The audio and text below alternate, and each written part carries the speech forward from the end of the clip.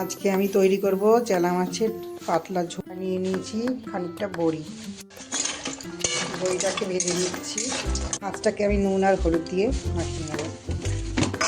এবার আমি মাছগুলোকে তুলে দেবো। আলু, বেগুন, পেঁয়াজ কুচি, লঙ্কা, টমেটো সব রেডি করে নিয়েছি। মাছগুলো সব ভেজে নিয়েছি।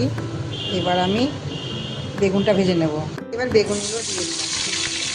বেগুনটার মধ্যে সামান্য একটু হলুদ দিয়ে দিলাম, একটু লবণ, কড়াইতে আর একটু তেল দিয়ে দিলাম। এর মধ্যে আমি দিয়ে দিলাম একটু কালো জিরে, দিয়ে দিলাম কাঁচা লঙ্কা, পেঁয়াজ কুচিও দিয়ে দিলাম। এরপরে আমি দিয়ে দেবো আলুগুলো, জিরের গুঁড়ো দিয়ে দিলাম, একটু চিনি অ্যাড করলাম, আর দিয়ে দিলাম টমেটো কুচিটা। কষা কষা হয়ে এসছে। এরপর একটুখানি ঝালের জন্য সামান্য একটু লাল লঙ্কা গুঁড়ো দিলাম, দিয়ে এবার এটাকে নেড়ে জল আমি সামান্য একটু জল দিয়ে দিয়েছি মশলাটাকে একটু কষা হওয়ার জন্য। এর মধ্যে জল দিয়ে দিয়েছি, দিয়ে এবার এটাকে ঢাকা দিয়ে দেবো ফুটতে।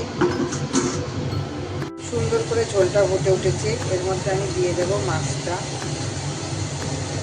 তৈরি হয়ে গেল আমার চেলা মাছের পাতলা ঝোল। এটা খুব সহজ উপকরণ এবং খুব সহজেই তৈরি হয়ে গেল আলু বেগুন বড়ি দিয়ে চেলা মাছের পাতলা ঝোল।